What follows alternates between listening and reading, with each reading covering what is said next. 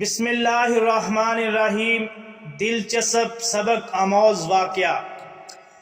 ایک بادشاہ نے کسی بات پر خوش ہو کر ایک شخص کو یہ اختیار دیا کہ وہ سورج غروب ہونے تک جتنی زمین کا دائرہ مکمل کر لے گا وہ زمین اس کو الاٹ کر دی جائے گی، اور اگر وہ دائرہ مکمل نہ کر سکا اور سورج غروب ہو گیا تو اسے کچھ نہیں ملے گا۔ یہ سن کر وہ شخص چل پڑا۔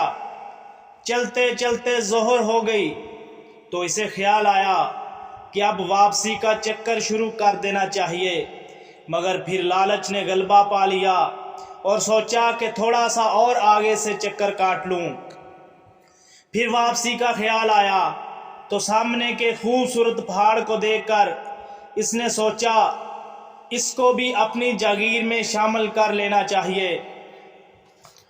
الغرض واپسی کا سفر کافی دیر سے شروع کیا۔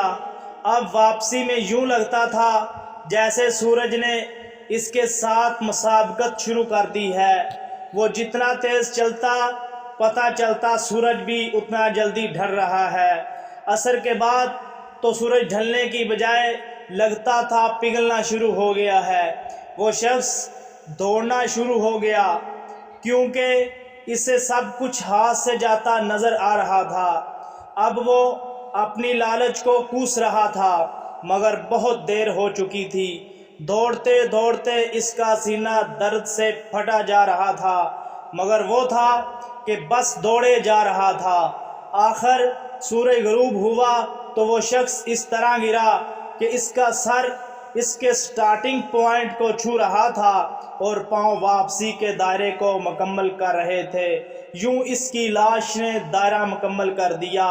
جس جگہ وہ گرا تھا اسی جگہ اس کی قبر بنائی گئی اور قبر پر کتبہ لگایا گیا جس پر لکھا تھا اس شخص کی ضرورت بس اتنی ساری جگہ تھی جتنی جگہ اس کے قبر کی ہے۔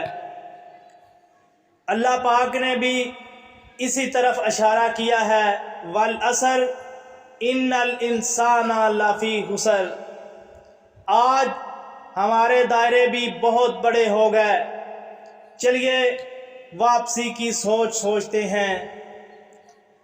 اللہ پاک ہمیں موت سے پہلے موت کی تیاری کی توفیق نصیب فرمائے اور خاتمہ بالخیر فرمائے، آمین۔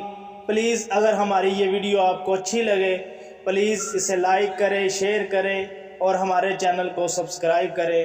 جزاک اللہ خیر۔